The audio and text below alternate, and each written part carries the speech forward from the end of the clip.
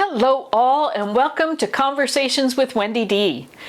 In this series, I am going to be chatting with all kinds of photographers and all kinds of different genres of photography in the hopes to share with you how they got where they are, how they made the leap into photography, and how they survive in today's world doing what they love.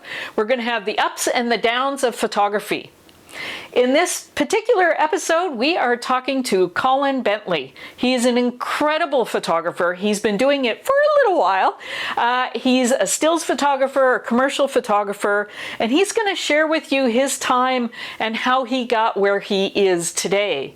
He's done lots of assisting with photographers like Leibovitz. He went to New York. He's going to share all kinds of little stories and tips to make you a better photographer. Grab a coffee. This is a long one. Grab a seat, get comfy, turn up the volume, and I hope you enjoy. Thank you for having me. Thanks for being here. I know it's hard. This is really, really awkward. Yes. Uncomfortable. I spent most of my life avoiding this situation. I'm Ninja Man behind the camera, not in front of it. I know. Only you can get me to sit here. I'm so happy you're here. Anything for you. So the first question is, what do you do? I'm a commercial photographer.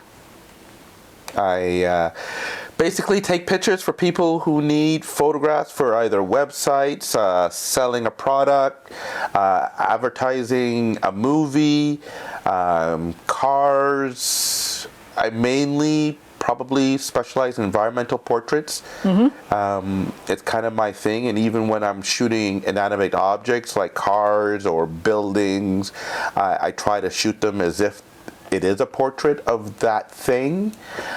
So my approach to whether I'm shooting a person or an object, a camera, is kind of the same, so I kind of stay in that groove. I'm primarily now shooting in the film industry. I work for a few different companies, Sony, Warner Brothers, and CW, different TV shows here in Vancouver. Where did it all start? Where did it start? My dad always had a camera, always taking pictures. I think he started with a Polaroid camera. Yeah. There's pictures of me in Montreal in my crib, and my dad taking Polaroid pictures of me. We live very close to a baseball diamond. It's where the Expos used to play. So we could actually sit on our balcony and watch the Expos play. And there's pictures of me standing at my crib looking out the window with my dad, and my dad having a beer and watching the games.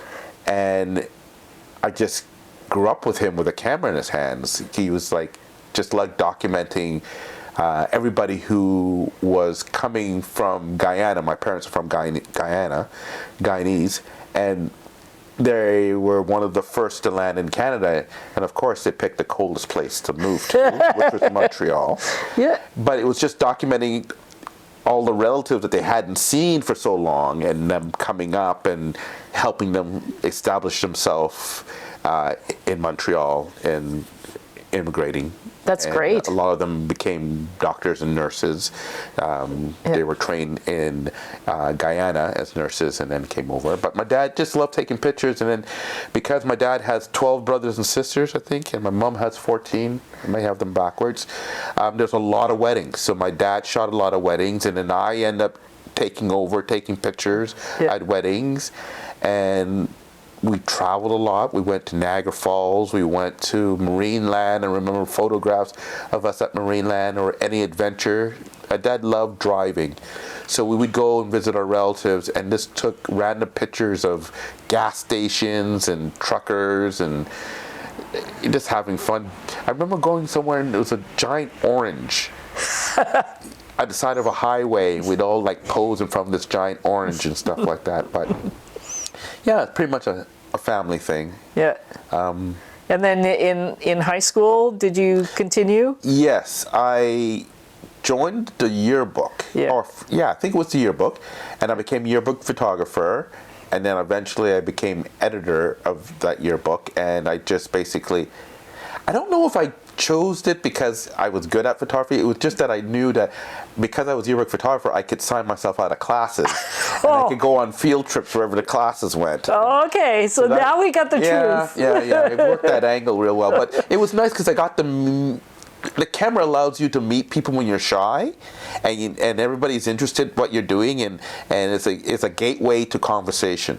Absolutely. Right. Yeah. So I'm a people person for the most part, but the camera has opened a lot of doors to me to meet people, and also it is a center point because no one has any ground to stand on. Like everything is neutral. Right. They are curious about you, and you're curious about them. And while you're talking, you find, different body language they have, and different stories, and their smile, and then you start ask, "Do you want a picture?" And rarely anybody says no, if you approach them the right way. Yeah, exactly. I won a few awards in high school. I won an award to work for the summer at the Toronto Sun. Yes, Toronto Sun. Nice. And then I met a really good friend of mine, who I'm still friends now, Shane Harvey, who was working there at the time, and his sister, also, who was a director and photographer. And then I went to college. I took a year off, and then I went to college. I tried going to Ryerson first, and Ryerson had a program where you could choose, like you had a bunch of disciplines that you could try, and one was stills, commercial photography, art photography, filmmaking, and technical aspects, which it was lens making or film. Remember that? Film? Yes. How film works and how to make film and stuff like that. Oh, cool. Yeah. So I did that.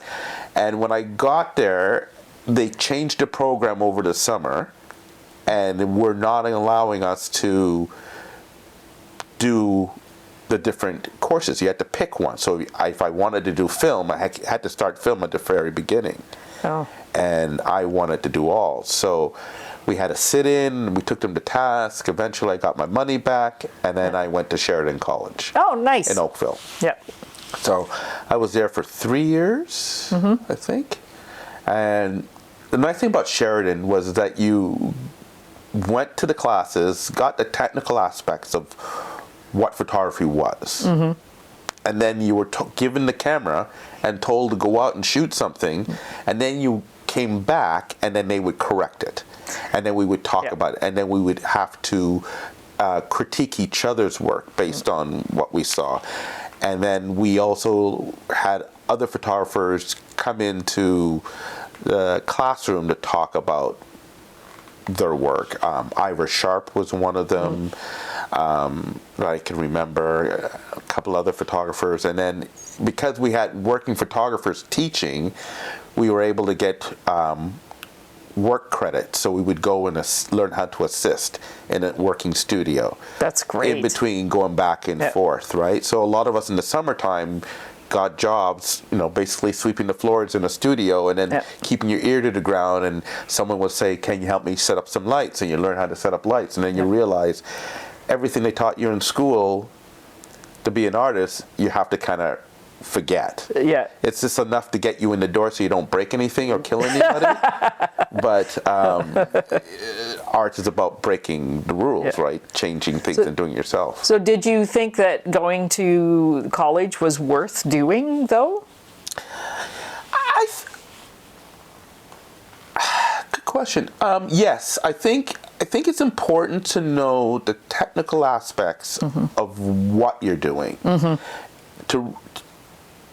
People learn differently. Like it's a double-edged sword, because I've known some really good photographers who've never been to a class whatsoever, and have done extremely well. But my analytical mind, I want to know what's the proper way and how this thing works, so I can manipulate it in a different way. And it's different today than then, because we were dealing with film and enlargers and paper, and a lot of the technical aspects of photography was you had 3 stages of this creation that you're doing: deciding what you're going to do and prepping for it, then executing whatever you're prepping for, photographing it. Then you had to then translate the information that you had to the negative, because there was some manipulation of the negative, and then you had to print it, and then you had to then Present it. And that's many different disciplines. Now we have this thing that we just, our phones, we just take a picture and it's there. Yeah, it's immediate. It's immediate, and there's no real thought sometimes of how the road to get there. It's like life. Life isn't about getting to a destination and go, I'm done. The life is actually the journey, and photography for me is the journey from conception to how you work with others, to the execution of that, to the final product. Yeah. And that's the beauty of it. I think you have to slow it down sometimes. And photography is such a huge thing. It's not just pressing a button and taking a picture. Yes. There's the before, there's the after, there's also the business side around it. That's a whole different animal. Right? Like there's so much to being a working photographer. It's really hard. You have many hats that you have to do on the business side, and then like you said, it's the prep and doing and then presenting and also your rapport with the client. Yeah. That's huge. one aspect, and then the rapport with the subject that you're dealing with. And also, I also work for editorial magazines, and I hate to say it, sometimes we would read the story and know what the story was, and if the story wasn't necessarily putting them in a good light, but you're going in there to photograph them. They don't know the story, but you know the story. And you kind of have to light them that reflects the story, because that's your job, right? So you use different lights, because where you place the light tells a story. It's part of the narrative of what you're trying to convey. We have 1,000th of a second at f whatever to tell a whole story in one shot, where a video camera goes and has several images combined to tell a story. Exactly. So you have to tell the character, the mood, and why that person is there. And also get that person to do it willingly. Yes, exactly. Not always, but you learn different things. So it's great. Yeah. It's great. So tell me about what you're doing mostly now. So what I'm doing mostly now is actually divided into two places. I have a commercial advertisement side of me that I do, which has a lot to do with CEOs of companies. So I've been shooting a lot of CEOs for their annual reports and stuff like that. And then the other side is in the film industry. So I'm a on-set stills photographer.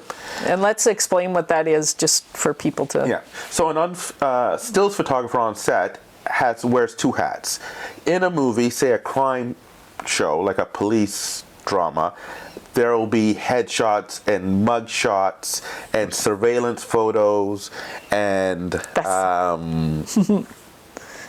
crime scenes and props, or images of a newspaper. Like, say there's a magazine that's going to be featured in the show. They can't actually use a real magazine.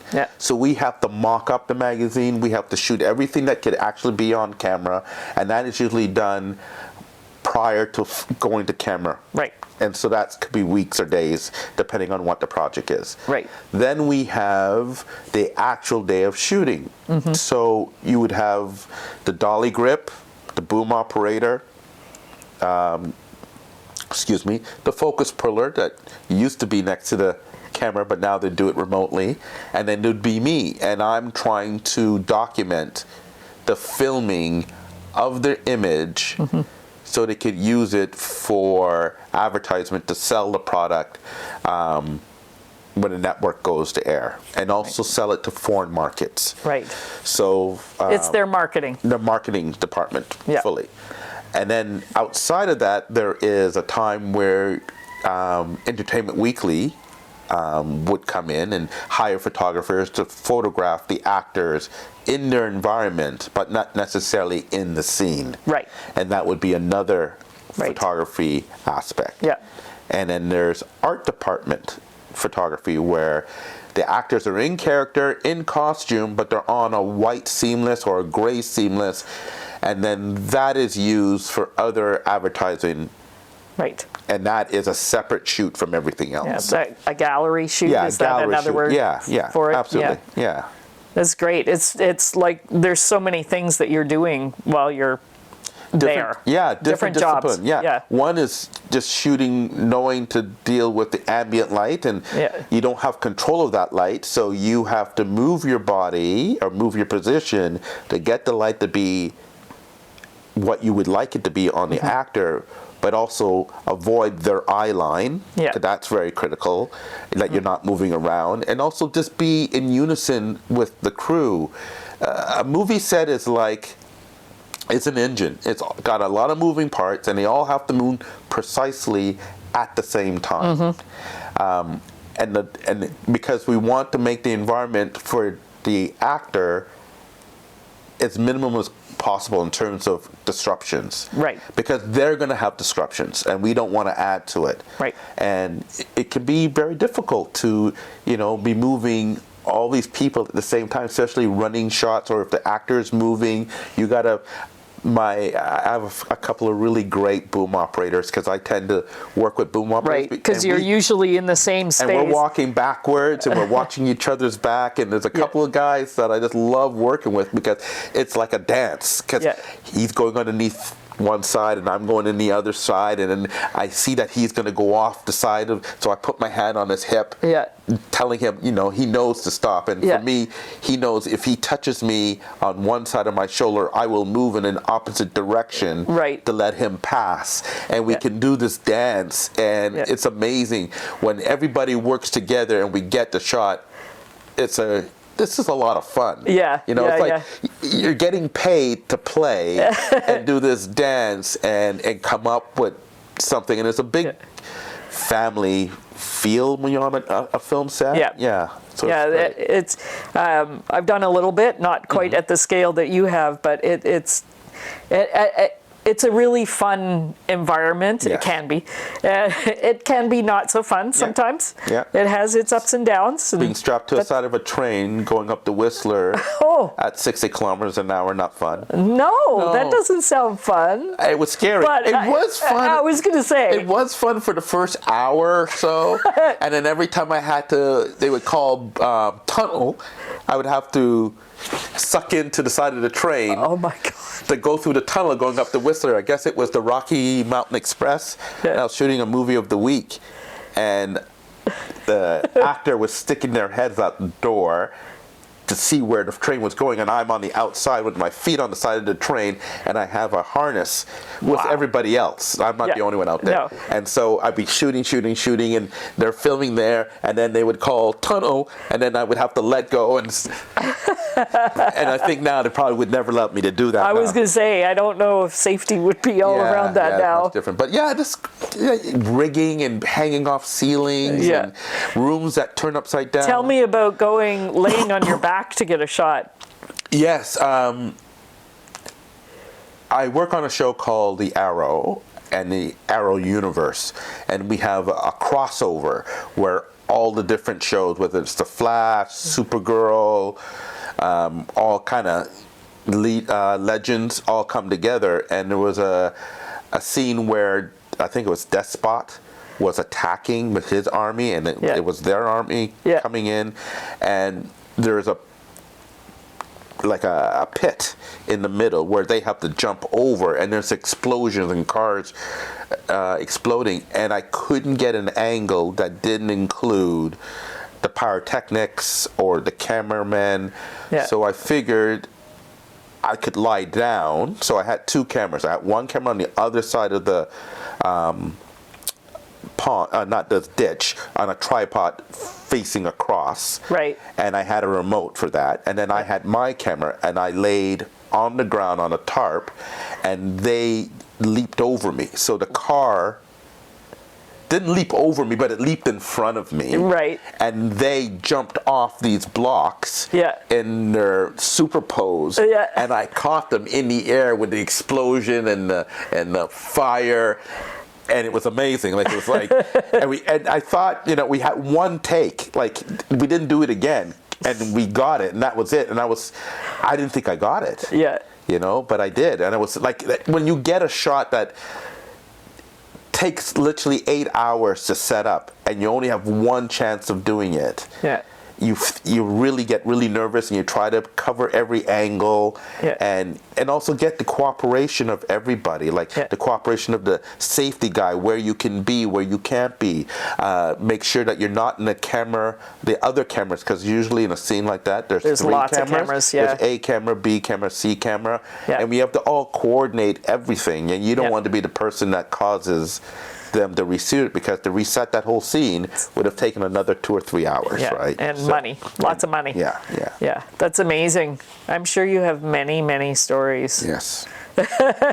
Good ones and bad. Yeah, I was going to say, well, and that's the thing in photography. There's also, you know, the other side of it, that dealing with clients that are demanding, or dealing with, you know, personalities of the people you're working with, or that are around you, or that are in front of your Or camera. not asking the right questions. Yes, that's another That's one. probably the biggest problem, is that I don't think we ask the right questions, and then there's an expectation by the client that they're going to get something, but as the person that's doing the job, you need to make sure that you're fulfilling what the client wants. Yeah. And sometimes, the majority of the time, the client doesn't know what they want. Right. And you have to get them to rethink their expectations and what they want. Yeah. If you don't do that, you're doomed to fail, because they're going to see something and they go, hey, I don't want it. That's not what I wanted. Well, did you tell me what you wanted? Yeah, exactly. You got to start there. Yeah. And this makes your being successful more likely to actually happen. Right. Yeah. It's all about the relationships with the clients, finding out what they want, how they want it delivered, you know, deadlines and what's involved, like all the things before you actually give them a price, for one thing. And be realistic about it. Like, don't be afraid to, you know, anything is possible if you have time, money, and availability of the thing. I can make houses fly if that's what you want. But if I'm missing the money or the availability nor the time to do it, those 3 things have to be there. And so if someone says, I want 400 images of that, do you really need 400 images, or do you just need 3 images? And it's really like, and then let them know that this is going to cost what it costs. Now, as a photographer, it's taken you many places. Yes. So let's talk about some of the places that you've been and what you've done. Experience of just trying to learn my craft after being in school, and after I left school, one of the ways to make money and learn what you're doing is to assist other photographers, especially on big shoots. And I was lucky to live in a city, Toronto, that had a lot of really incredible photographers. My mentors at the time were Ivor Sharp, when I was really young, when he was around, and he's probably more famous for photographing John Lennon and Yoko Ono in Montreal when they were doing their sit-in, and did a lot of portraits and advertisement. Shin Shigino, who was just a beast in the advertising world in terms of shooting for Honda and Microsoft and Mercedes, and then there was Struan Campbell Smith in terms of fashion. Wow. And I assisted with him and his, you know, running his studio for a few years, and kind of worked as third assistant, work up to second assistant, and then first assistant. Yeah. And then eventually they would say, hey, you're good enough. Here's a job. Go do it, you know. That's great. And so that was really great. And then I don't know who said I should do this. I think it might have been Struan said I should go through magazines, because I was big into fashion at that time. Yeah. And I really wanted to do portraits in fashion. And he says, pick your favorite photographers and go assist them. Yeah. And I remember Nancy Shanoff was a photographer I really liked in Toronto. So I basically called her up and said, listen, I new into photography. I went to Sheridan College. I would sweep your floors for free. And if you feel like paying me afterwards, that's fine. And I ended up being there for like 3 years learning. She really taught me how to run a studio, like what it takes to have equipment and do publicity, and she encouraged everybody who worked for her to be creative, and it was important that we did something on our off time in the studio. Wow. To be creative. Bert Bell was another photographer who also was really instrumental in my growth. Great guy, funny, very talented. But we had a magnet on the fridge, and every week, including him, had to do something creative, and we had to mount it on the fridge. And on Fridays after work, we buy beer and hang out, and we would talk at the kitchen table about what we were doing, and he was really good about that. And he said, you know what, Colin, I think it's time for you to go work with other people. So I went to New York, and I sat down with Elle magazine and People magazine, and I pulled out tear sheets of I guess the first person I pulled out was Herb Ritz, I remember pulling, and Gilles Bensimo, and all these different photographers that I admire. And when I got to New York, and they were in New York, Greg Gorman was another.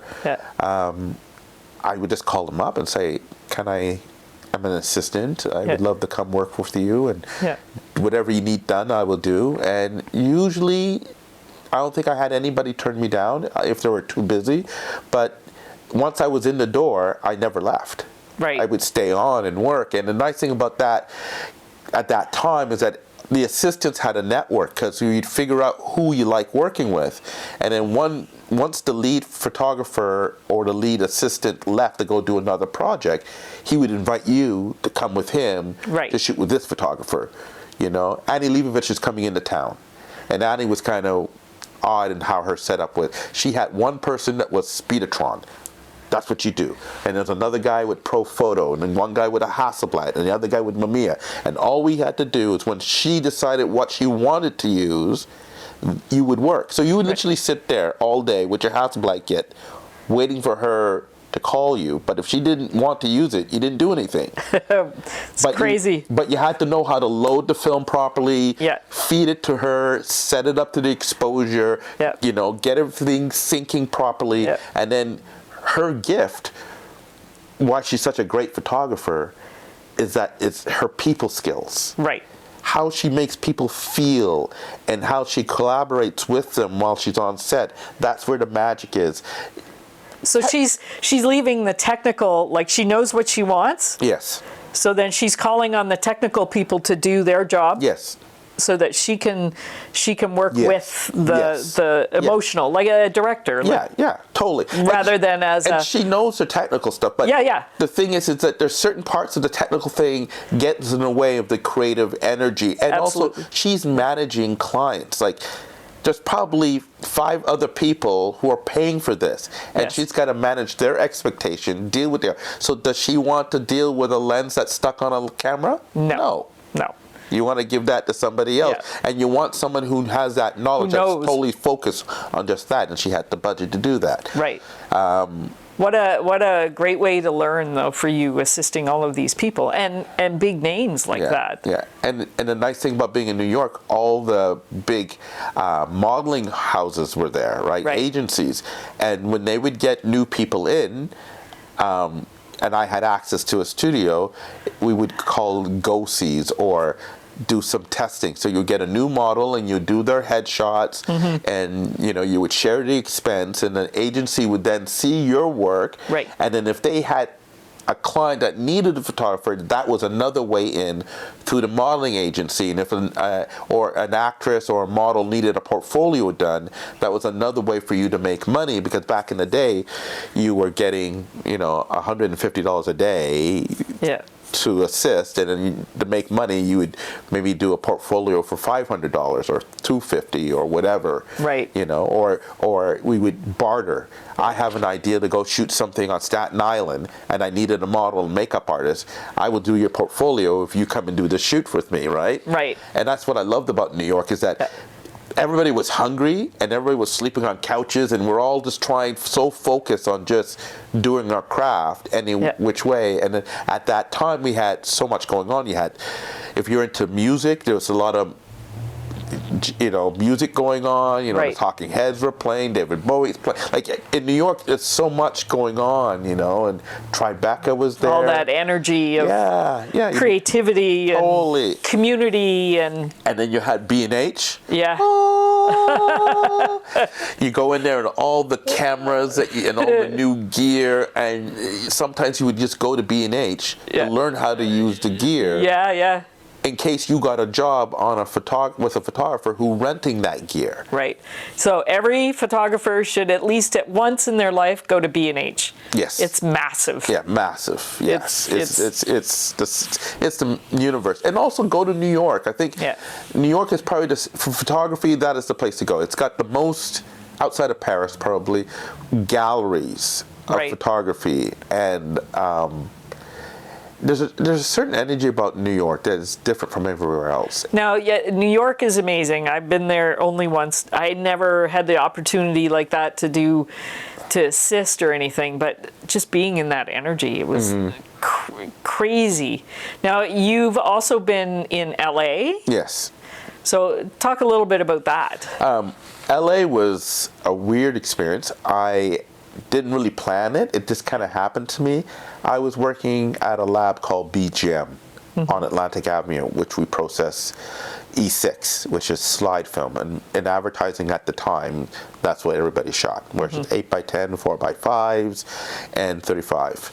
A CBS photographer came in to get his film developed, and that was Cliff Lipson. And no, it wasn't. It was... Yeah, it might have been Cliff Lipson. It was Cliff Lipson. And unfortunately, he got mugged. Ooh. And he broke 2 ribs. Yikes. I believe. Yeah, I think it's, I might be wrong with the name.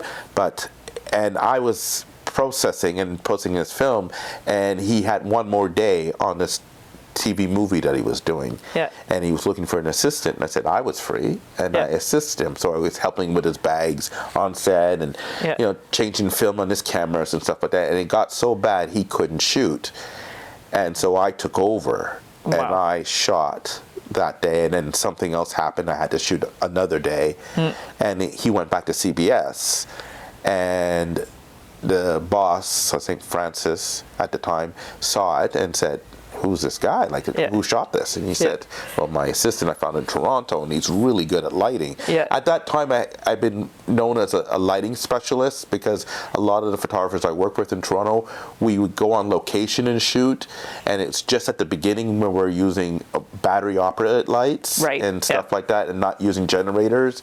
And I just love that. I love technology. Like I went to Sheridan College as well.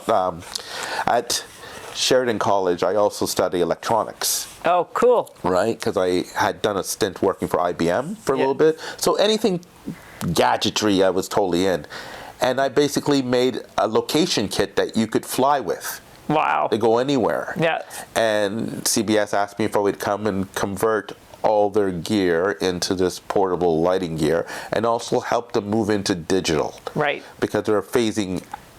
At that time, I think they were still shooting film, but then they were getting it scanned onto CDs. Right. And then going from there. But then we were getting digital cameras and then shooting everything on digital. Right. But we were still shooting film on Hasselblads, large formats. Wow. Because digital hadn't made it to that yet.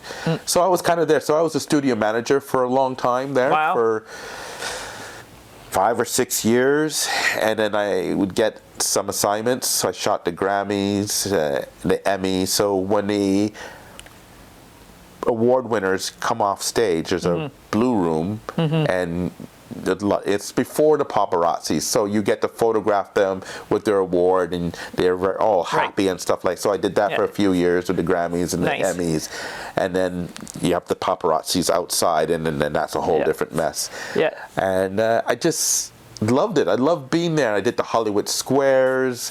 When Whoopi was there, I did Young and the Restless for years. Oh, wow. I did JAG, The Magnificent Seven. I had a few birthdays on a couple of shows with Suzanne Summers, and she baked me a cake and brought it on set. And I actually, funny enough, I saw the picture yesterday when I was looking at stuff, and I looked so young. And then, Suzanne Summers giving me this birthday cake. It feels like a different life than my life here. Yeah. But I think that photography can take you places. Yeah. And you meet interesting people, and you never know what's going to happen. I think. And this is not just photography. I think you have to have your passion first, but for you to execute what you want to do, you have to be prepared. And you almost have to be like a rattlesnake. You have to get everything in order, and then you just have to sit and wait for the opportunity, because in this industry, luck plays a lot. Yeah. But if you want to do something, sometimes that opportunity comes when you're not ready. Right. And you miss it. So as soon as you can be ready to jump onto that train and go, just go. Yeah. And be ready. Like, keep shooting, keep doing whatever it is that where you want to be, and do that. And never, until you get hired. Yeah. just keep going. And never think that you can't learn. Yes. And I think that's kind of what's missing now, is that people get so caught up in the equipment, and this is what I use, and I don't use that, and I don't, I'm a Nikon person, I'm a Sony person. It doesn't really matter. In actual fact, you should probably know all of them, because there's certain aspects. A camera is like a paintbrush to an artist. Yeah. It's just a tool. Exactly. You pick the right tool for the job. I've shot campaigns on a little plastic camera that I bought at B&H called a Holga. Yes. And I still have mine. I purposely taped up the eyepiece. Yeah. And I had to do something about tourism for Toronto. Yeah. And I shot the whole thing on a Holga. Yeah.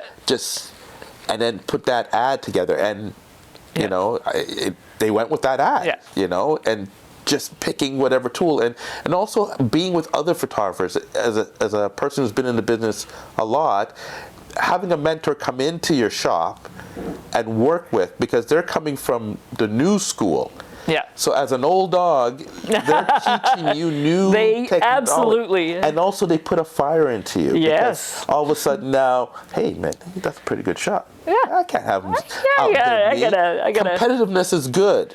Competitiveness, but in a community way. Yes. So, you and I lived really close to each other for quite a while, and you would stop in and we would just talk, shop, gadgets. Yes. Because I'm not a gadget person and you are. And it was so awesome because we got each other fired up. Fired up to do We could stuff. also blah, blah, blah, all the negative stuff and get rid of it. Yes.